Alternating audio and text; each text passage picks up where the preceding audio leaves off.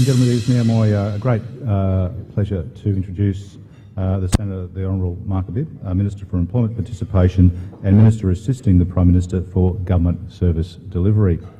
Mark Habib was elected Senator for New South Wales at the 2007 federal election and commenced his term on 1 July 2008. Mark was appointed Minister for Employment Participation and Minister assisting the Prime Minister for Government Service Delivery in June of this year. Please join me in welcoming Mark.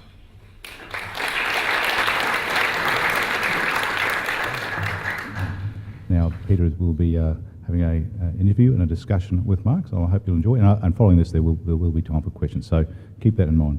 Could you please welcome Peter and thank both of our speakers. Thank you, Steve, and welcome, Senator. Can we start with the stimulus package? First off, you can look at how unemployment is affecting the country. There's some people who are, at the moment, saying, well, we've sort of stabilised unemployment, 5.7 after last month as well, where really there was the first decline, and therefore it's no longer a great problem. As I travel around the country, and certainly in Queensland, every community is different. I was stunned to see. I thought that Queensland was pretty patchy, and I think had suffered the most, along with Western Australia, in the global financial crisis. And of all of the states, WA is coming back now. Queensland still does look economically, a little bit. It's all over the place, and the main reason for that is infrastructure. There's not enough infrastructure spent here. That would be our view. Is the Rudd government put money out of Infrastructure Australia into Queensland, the Ipswich motorway and whatever. Are we going to see, but I think all of the money's run out now, are we going to see a second lot of money from Infrastructure Australia, and will some of that come to Queensland to deal with the connectivity of the place? Well, a few things I'd probably disagree with you on. I think there is a lot of infrastructure going into Queensland at the moment. Just take a drive on the M1 and have a look at it. It's quite amazing the amount of work that's being done, and I think the state government has got probably a record infrastructure spend at the moment. I think that's good. But at the same time as that, what are you talking about, 2,000 people a week coming to Queensland? So the stress on the infrastructure is going to be acute over the next decade. And when you look at the intergenerational report, I know we're going to talk about that, you're looking at Brisbane doubling in size by 2049. So, yes, we're spending a lot federally, state-wise they're spending a lot, but is it going to be enough? The Infrastructure Australia has put out its first lot of proposals, which were funded largely out of the budget, but there's also a pipeline, a level 2 list of projects which are being assessed. So obviously down the line, those projects may come into play, but they've got to stack up. And I think everyone here knows that is difficult. And the second point is we've got to find the finance to make it happen.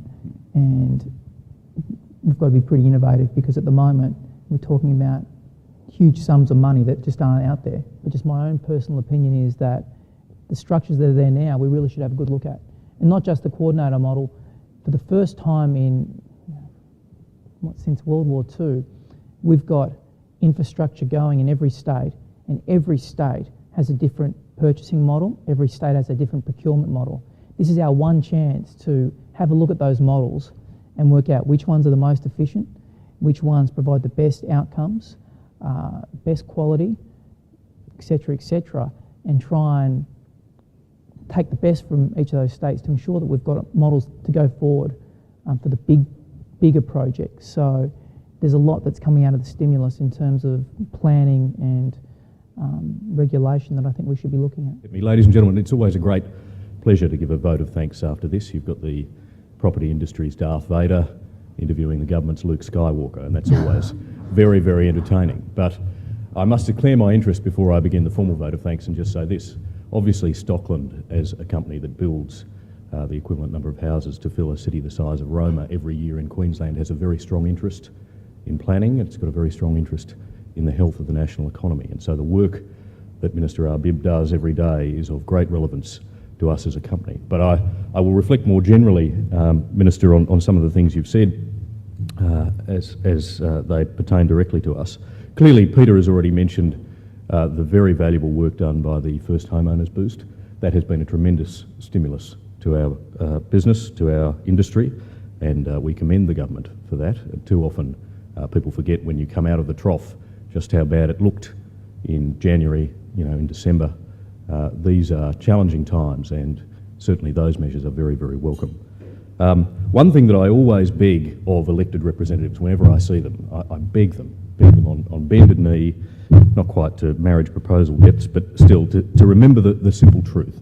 The best stimulus, the simplest and cheapest stimulus, the biggest boost to productivity is a cheap, well-run, sustainable, efficient planning system. Always that is the lowest hanging fruit of any reform, because it affects every single business, every single person, be it at the individual level on housing affordability or at the business level on rental, transport costs, etc., etc. So reforming the planning system is something that your PM has taken leadership on. You, I know, have a strong interest in with your background, and it's very important to acknowledge that new leadership that's coming from the federal government is really going to open up a very productive new avenue, I think, for our industry.